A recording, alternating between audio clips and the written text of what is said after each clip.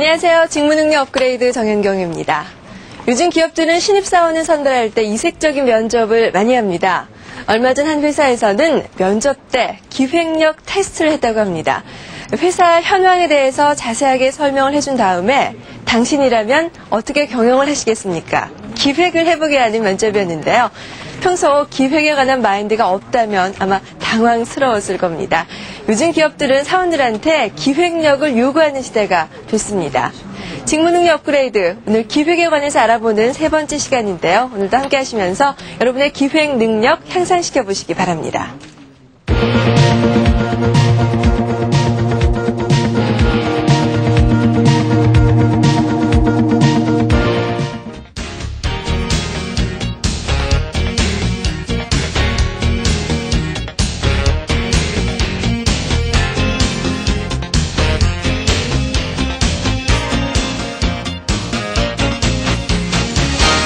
지난 시간에는 스와트 분석에 대한 내용을 말씀을 드렸습니다.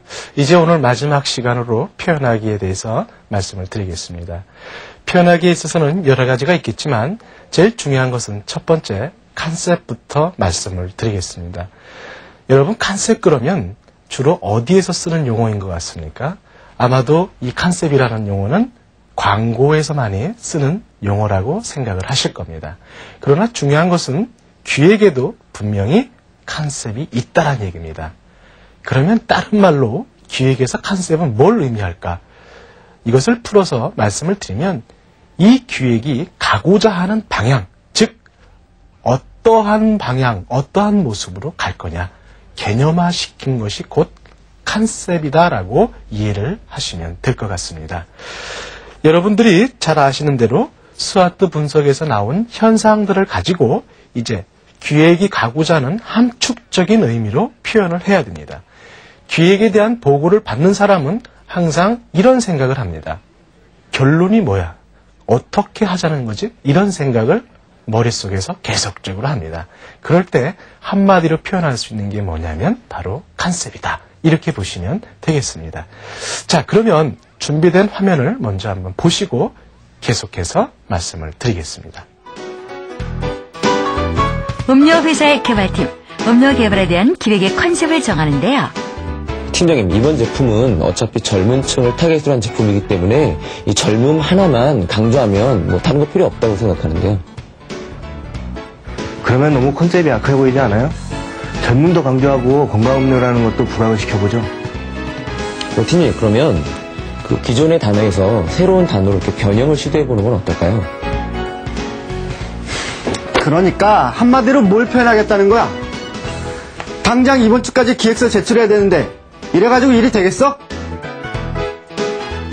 기획의 컨셉을 정하지 못하는 팀원들, 컨셉의 표현 방법을 잘 모르는 것 같군요.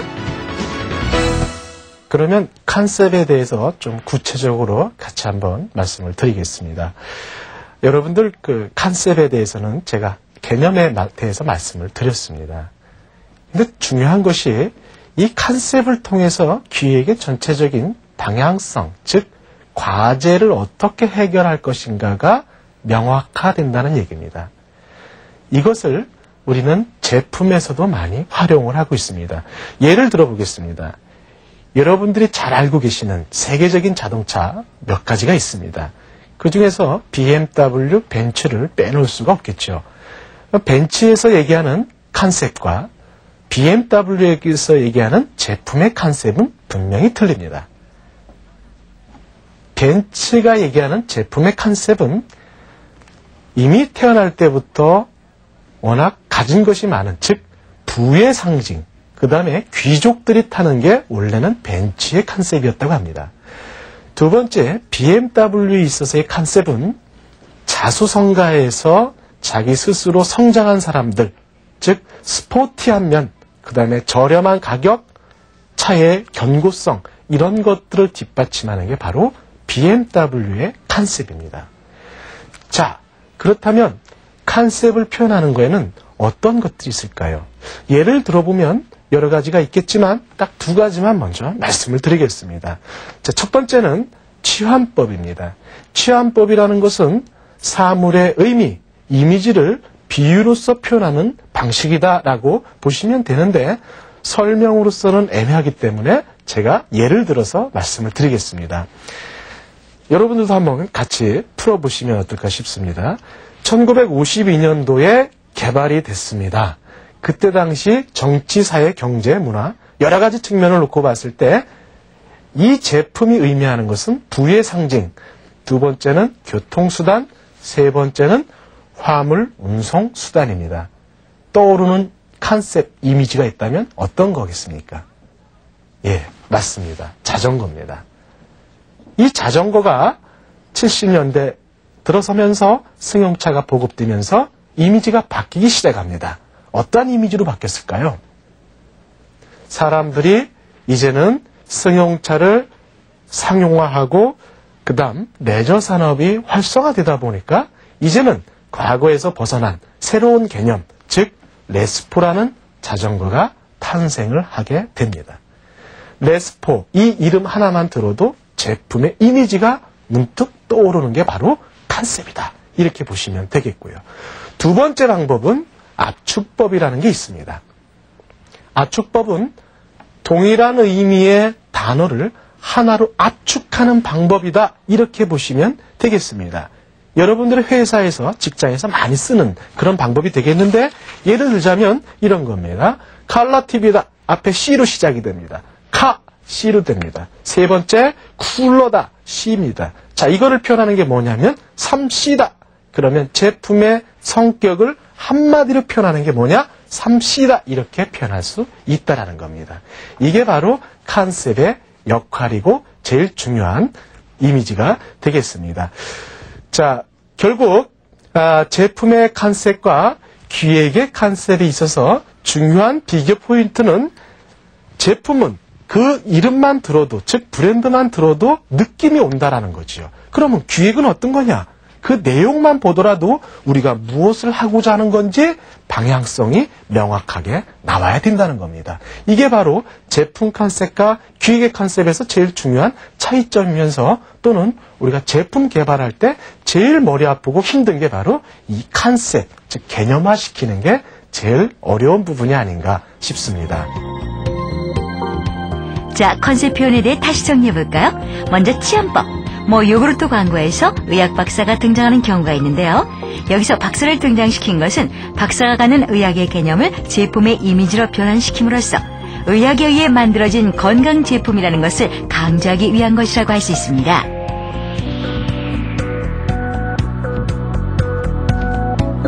다음, 압축법에 대한 예를 다시 들어볼까요? 예를 들어 어느 매장 분위기의 컨셉을 표현한다고 했을 때 복잡하지 않아야 하고 단정해야 하며 부드러운 인상을 줘야 한다는 것이 컨셉이라면 영어로 심플, 스마트, 스마일의 첫자인 S자를 따서 3S라고 표현할 수가 있겠죠.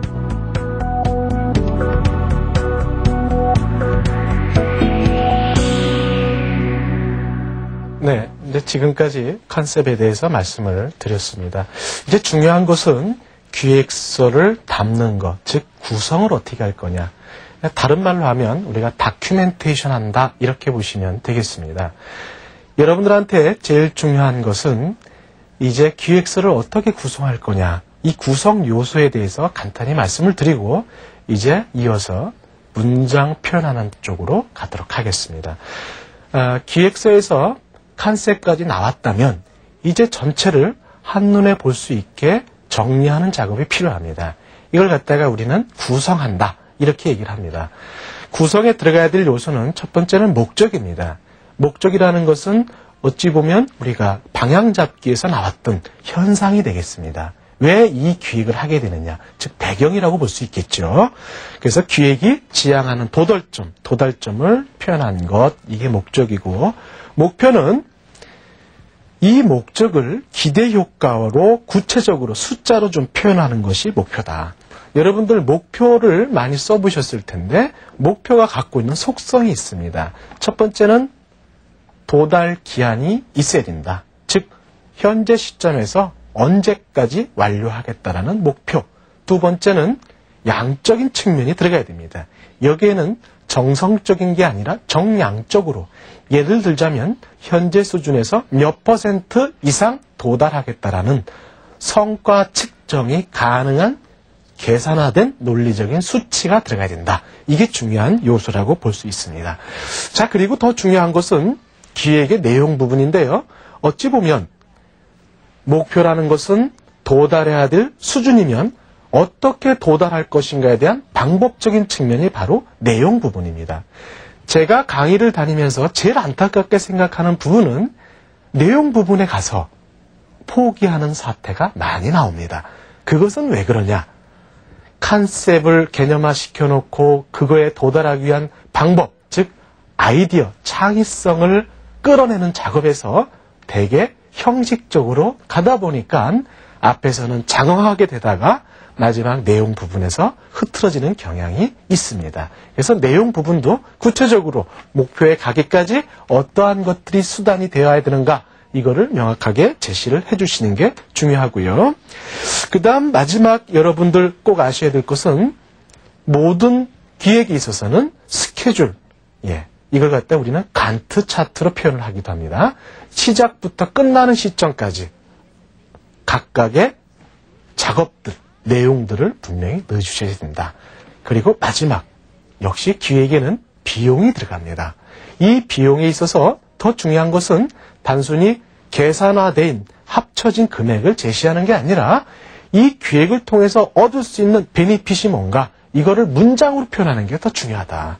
그래서 여러분들 기획서를 올렸을 때 되게 일반적으로 상사들이 보는 포인트는 결론은 뭐냐, 뭐 하자는 얘기냐, 두 번째 돈은 얼마나 드느냐, 이거를 봅니다. 그랬을 때 여러분들 제일 중요하게 생각하셔야 될 것은 비용적인 측면을 좀 의미로 다시 한번 해석해서 풀어달라, 이 말씀을 꼭 당부를 드리고 싶습니다. 자, 그러면 여기까지 완성이 되시면 이제 혼자서 기획서를 이러한 패턴으로 만드셔도 손색이 없습니다. 다만 제가 첫 회에서 말씀드렸던 상사의 의도, 의중을 어떻게 파악하느냐에 따라서 기획의 전체적인 방향성이 결정될 수 있다. 이거를 항상 염두에 두시고 구성은 이러한 패턴으로 하셔도 전혀 손색이 없다라는 것 미리 말씀을 드립니다. 자, 이제 두 번째는 비즈니스 문장 표현에 대해서 말씀을 좀 드리겠습니다. 우리가 기획서로 표현하는 방법에는 두 가지 방법이 있습니다. 한 가지는 문서로서 표현하는 것, 즉 여러분들이 만드신 바로 기획서 자체가 문서라고 보시면 되겠고요. 또 한 가지 방법은 이제 말로서 표현하는 방법이겠죠. 말로서 표현하는 방법에는 어떠한 것들이 있겠습니까? 한 가지는 상사와 1대1로 미팅하면서 결제를 받는 형식이 있을 거고요. 즉 보고하는 형식이라고 볼 수 있겠습니다. 두 번째는 발표를 하는 형식입니다. 프레젠테이션에 대해서는 여러분들이 이미 지난 시간에 배웠기 때문에 생략을 하고요. 자, 첫 번째 문서로서 하는 것부터 먼저 말씀을 드리겠습니다. 문서를 할 때는 제일 중요한 게 쓰는 사람 입장이 아니라 보는 사람 입장이 돼야 된다. 그러기 위해선 몇 가지 원칙들이 있습니다. 어떤 원칙이냐면 첫 번째, 읽는 사람이 알고 싶어하는 내용을 집어넣어야 된다. 즉 우리가 문서 작성은 감상문이나 수필을 쓰자고 하는 게 절대 아닙니다. 읽는 사람이 어떠한 정보를 알고 싶을까, 이걸 집어넣는 게 제일 중요한 요소고요. 두 번째, 요점을 알 수 있도록 써야 된다. 세 번째는 결제하는 사람과 거기에 관련된 이해 당사자들을 미리 염두에 두고 써라. 그래서 내가 전문가라고 해서 너무 전문 용어를 남발하다 보면 결국은 그거는 보는 사람이 아니라 쓰는 사람 중심이 될 수 있다는 얘기입니다. 네 번째는 항목들을 간결하게 간추려서 쓰라는 얘기입니다. 다섯 번째는 바로 읽으면 의미가 전달될 수 있도록 쓰라는 얘기입니다. 그래서 이 다섯 가지가 제일 중요한 포인트인데 이거를 세 마디로 표현하면 이렇게 될 것 같습니다. 비즈니스 문장에서 제일 중요한 것, 첫 번째는 정확하게 써라. 그래서 문장 하나에는 글자가 45자 이내가 제일 적절하다라고 보시면 될 것 같습니다. 두 번째는 명쾌성입니다. 명쾌성이라는 것은 의미 전달이 되어야 된다는 얘기입니다. 그러기 위해서는 정서적인, 즉 감상문이나 수필 쓰는 듯한 이런 의미가 아니라 직접적인 화법 중심, 즉 구어체가 아닌 문어체 중심으로 써야 된다. 이 말씀을 드리고요. 명료성은 여러분들 쓰시다 보면 문서에 똑같은 말이 반복이 됩니다. 이걸 갖다 우리는 동의어라고 얘기를 하는데 같은 말이 자꾸 반복이 되다 보면 결국은 제일 중요한 핵심 메시지가 빠지는 경우가 있습니다. 그래서 여러 가지 동의어를 남발하지 않으면서 정말 임팩트를 줄 수 있는 문장으로 쓰는 것, 이게 바로 명료성입니다. 제일 중요한 것, 정확성, 두 번째 명쾌성, 세 번째 명료성. 이 세 가지를 분명히 기억을 해주시기를 바라겠습니다. 기획서 구성에 대해 다시 살펴볼까요? 예를 들어 헤드헌터 업체에서 비전 수립에 관한 기획서를 작성한다고 했을 때 먼저 목적은 각 대학과 연구기관의 고급 인력을 구비한 국내 최대의 헤드헌터 업체로 성장하는 것이다 라고 쓸 수가 있겠죠. 여기에 따른 목표는 다양한 연구 성과물을 비즈니스 파트너와 연결시킴으로써 1년 내 헤드헌터 업계에서 10위 안에 도달하고자 한다라고 하면 좋겠고요. 내용으로는 첫째, 국내 헤드헌터 시장을 분석한다. 둘째, 우리 기업의 잠재 역량을 분석한다. 셋째, 대상 인재를 발굴한다 라고 쓰면 되겠습니다. 스케줄에 대해서는 기획 총 기간과 세부 일정을 작성하면 되겠고요. 비용은 총 제작비와 세부 제작비, 거기에 비용 대비 효과로 1인당 헤드헌팅 성과 비용이 200% 상승한다 라는 내용을 첨가하면 좋습니다.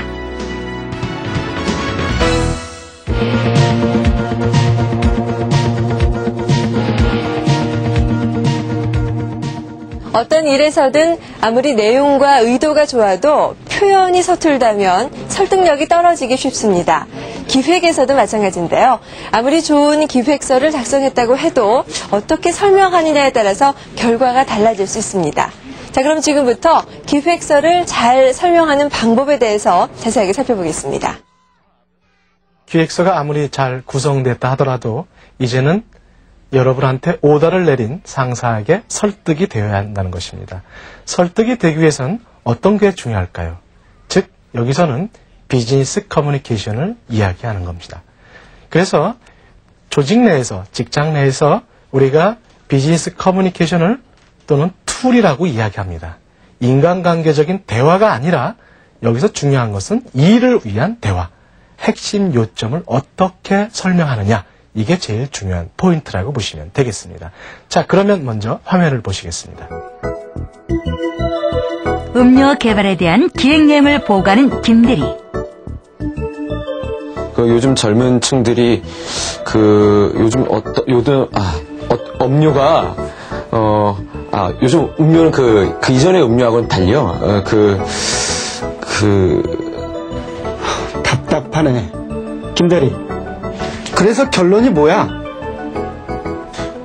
그러니까 그 시장 조사 결과 젊은 층들은 그 모든 제품에서 그 개성을 찾아서 소비를 하기 때문에 그러니까 이제 중요한 점은 그 실장님 김대리. 그러니까 이 기획서의 요점이 뭐냐고? 그러니까 팀장님 요점은 아무리 좋은 기획서를 만들었다고 해도 이렇게 내용을 제대로 전달하지 못한다면 설득력이 떨어지겠죠.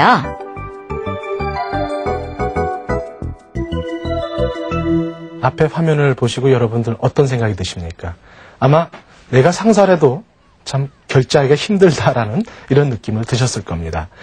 중요한 것은 우리가 핵심 요점을 말할 때 설득의 프로세스를 먼저 알아야 될 것 같습니다. 누구나 다 설득한다 그러면 논리적인 근거를 많이 생각을 합니다. 그런데 제가 여러분들한테 아주 쉬운 것을 제시를 하겠습니다. 자, 설득할 때 대개 3단계를 거친다고 합니다. 첫 번째는 먼저 결론부터 이야기한다. 여기서의 결론이라는 것은 기획이 가고자 하는 과제에 대한 답이 될 수가 있습니다. 그 다음에 보고를 받는 사람은 그 결론을 들으면서 다음 생각을 합니다. 어떠한 생각을 하냐면 어디서 나온 근거냐? 근거를 생각합니다.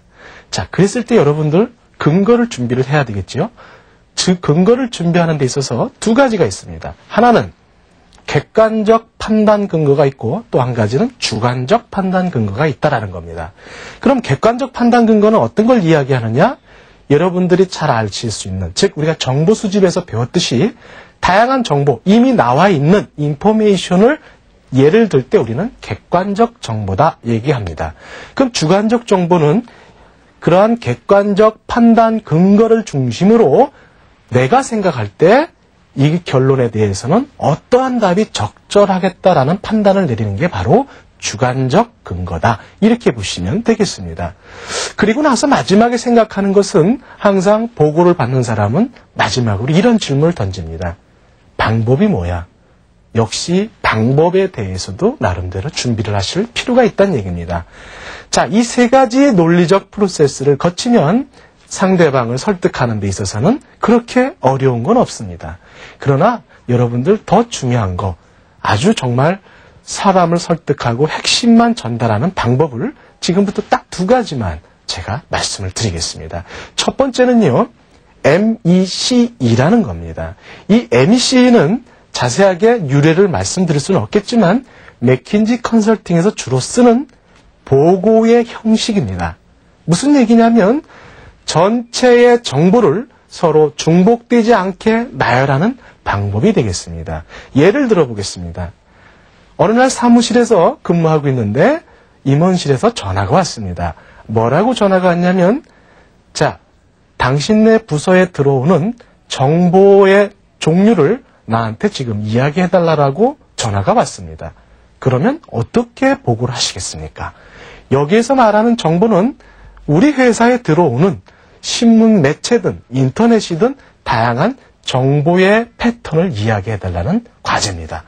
어떻게 말씀하시겠습니까? 아마 대개 이러한 경우를 쓰실 겁니다. 첫 번째는 나열식 어프로치를 하실 겁니다.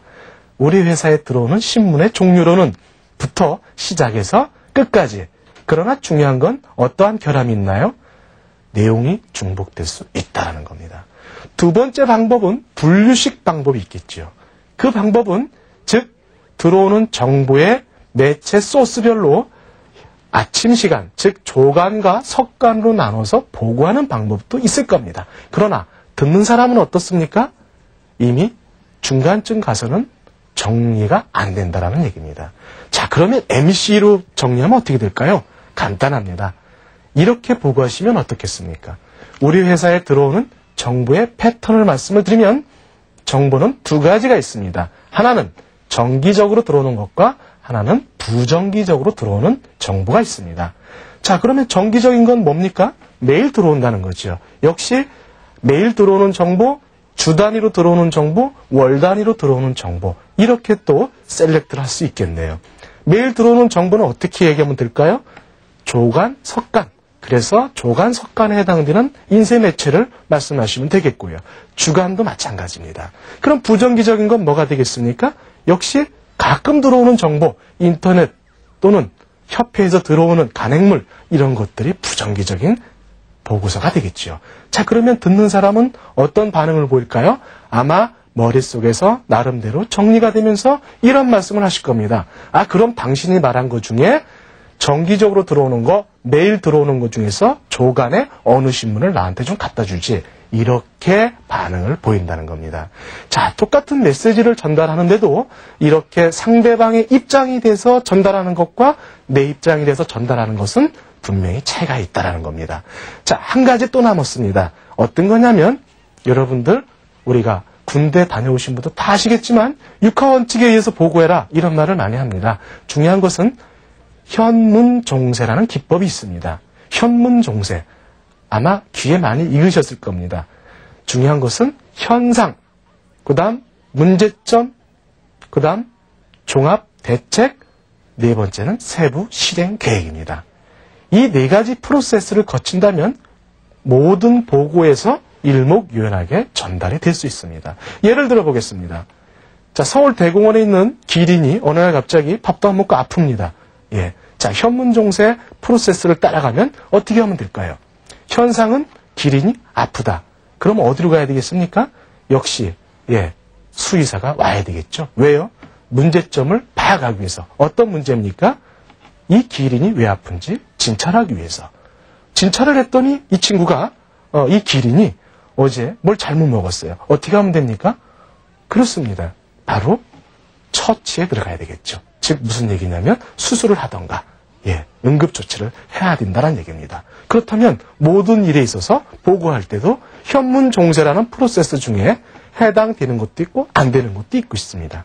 우리가 이 기획서를 완벽하게 만들었다 하더라도 결국은 보고받는 사람 입장에서 정보가 정확하게 전달이 안 되고 또는 누락되고 중복되면 결국은 중언부언 횡설수설하다가 듣는 사람이 짜증을 내게 됩니다. 여러분들 기획서 공들여서 열심히 만들었지만 결국은 한 번의 프레젠테이션, 한 번의 보고를 잘못함으로 인해서 순간의 노력이 물거품이 되는 것을 종종 경험하셨을 겁니다. 이제부터는 정말 직장에서 필요한 보고의 형식이 어떤 건지 다시 한번 되새겨보시고 이 두 가지 툴을 여러분들이 적절하게 구사하실 때 결국은 자신의 생각을 잘 표현하는 게 이게 바로 기획에서 요구하는 완벽한 전체적인 프로세스의 모습이 아닌가 싶습니다.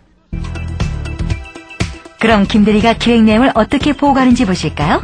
결론부터 말씀드리면 젊은 층을 겨냥한 새로운 음료를 개발하자는 겁니다. 먼저 결론부터 얘기하고요. 두 가지 측면에서 그 이유를 말씀드리겠습니다. 먼저 시장성이 있다는 겁니다. 요즘 젊은 층들은 그 개성이 있는 제품을 선호하기 때문에 음료수를 선택함에 있어서도 개성 있는 음료를 소비할 것이 분명합니다.